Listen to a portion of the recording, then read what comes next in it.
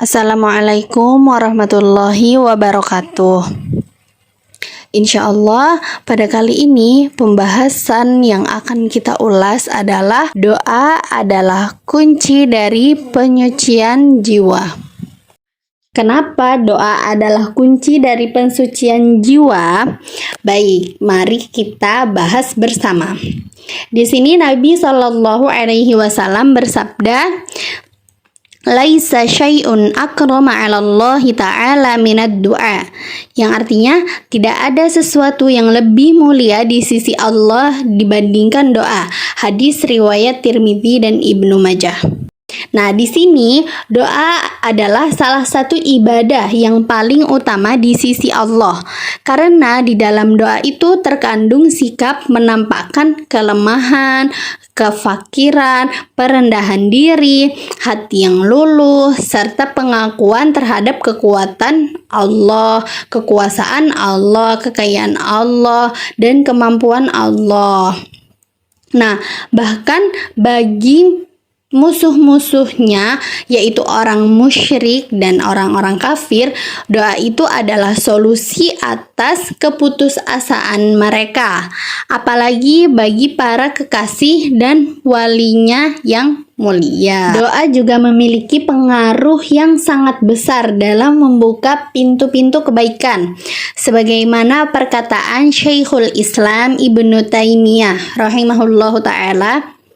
Nah, ketika berwasiat kepada Abul Qasim Al-Maghribi, ad-du'a mafatihu kulli khair, yang artinya doa adalah kunci dari semua kebaikan.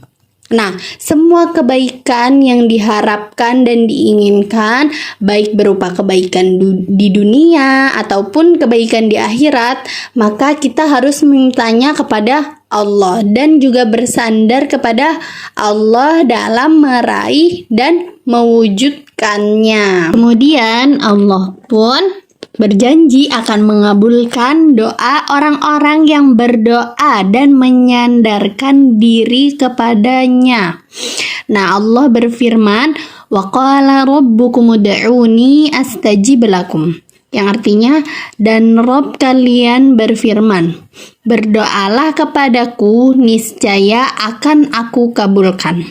Quran Surat Ghafir ayat 60. Kemudian Amirul Mukminin yakni Umar bin Khattab radhiyallahu anhu pun berkata, "Inni la ahmiluhum al-ijabah walakin humud du'a fa idza alhamat ad-du'a fa innal ijabah ma'am." Sungguh aku tidak mementingkan tentang kapan suatu doa dikabulkan. Justru yang terpenting bagiku adalah bagaimana aku dapat memanjatkan doa. Apabila aku diberi ilham atau taufik agar bisa berdoa, maka sungguh pengabulan doa akan menyertainya. Hadis riwayat Tirmidzi. Kemudian dalam bab at-tazkiyah yang telah valid dari Nabi Shallallahu Alaihi Wasallam bahwa beliau berkata dalam doanya, Allahumma ati nafsi taqwaha wa zakkiha anta khairu man zakkaha anta waliyuha wa maulaha. Ya Allah, berikanlah diriku ketakwaan, sucikanlah karena Engkau sebaik-baik zat yang mensucikannya. Engkaulah yang menguasai dan menjaganya. Hadis riwayat Muslim. Nah, di dalam doa ini terdapat isyarat dan juga peringatan bahwa dalam penyucian jiwa itu ada di tangan Allah, yakni zat yang mengetahui hal yang gaib. Sedangkan kunci pembukanya yang agung itu adalah doa dan merasa butuh di hadapan Allah. Nah, oleh karena itu Nabi Shallallahu Alaihi Wasallam seringkali berdoa dengan Ya muqallibal qulub, tsabbit qalbi ala dinik.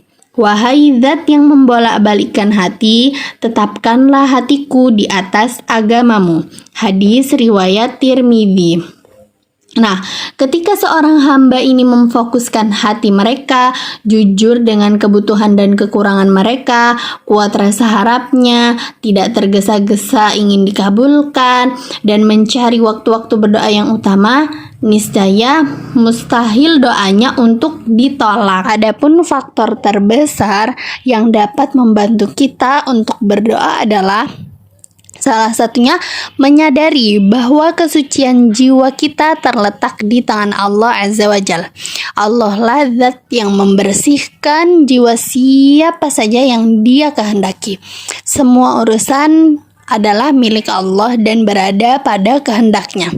Nah, sebagaimana firman Allah dalam surat An-Nisa ayat 49, balillahu yuzakki man yasha, yang artinya sebenarnya Allah membersihkan siapa saja yang dikehendakinya. Ibnu Abbas radhiyallahu anhuma berkata, tidak ada seorang makhluk pun yang dapat memberikan hidayah berupa kebaikan yang bermanfaat untuk dirinya sendiri dan tidak pula menjauhi sesuatu kejelekan yang dia cegah dari dirinya sendiri.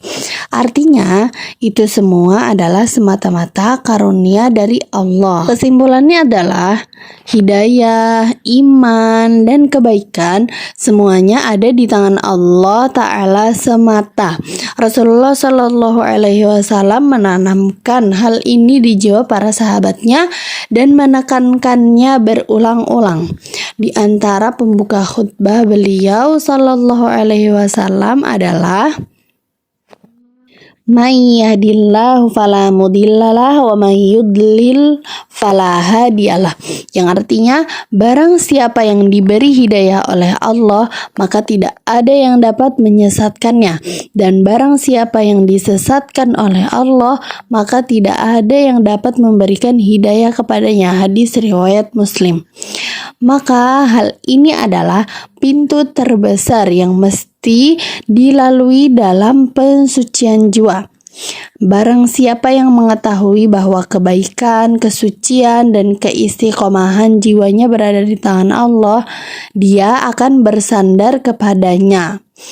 Dia juga akan menghadap dan memintanya dengan berdoa dalam kondisi sangat berharap untuk meraih kesucian, keselamatan, dan keberuntungan jiwanya di dunia dan juga di akhirat. Maka inti dari pembahasan kali ini adalah doa adalah kunci dari penyucian jiwa dan bentuk ibadah yang paling mulia di sisi Allah.